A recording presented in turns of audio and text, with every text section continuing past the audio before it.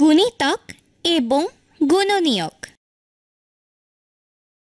5-4 গুণনীয়ক।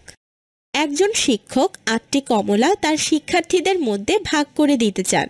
তিনি কতজন শিক্ষার্থীর মধ্যে কমলাগুলো সমানভাবে ভাগ করে দিতে পারবেন? নিচের ছকের খালি ঘরগুলো পূরণ করি এবং কোন সংখ্যা বসবে তা আলোচনা করি।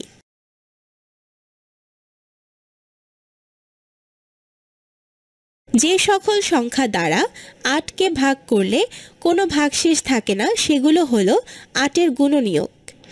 8-এর গুণনীয়কগুলো হলো 1, 2, 4 এবং 8।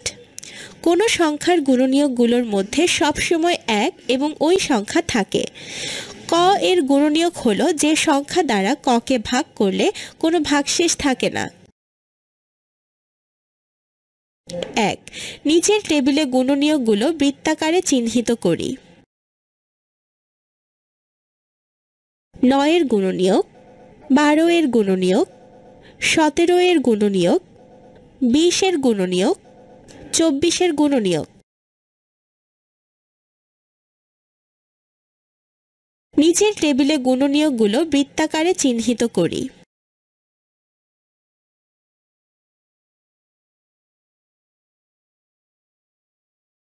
6 এর গুণনীয়ক, 7 এর গুণনীয়ক, 8 এর গুণনীয়ক। গুণনীয়কগুলো লেখ। 1, 2, 3, 4 দ্বারা সংখ্যাগুলোকে ভাগ করি।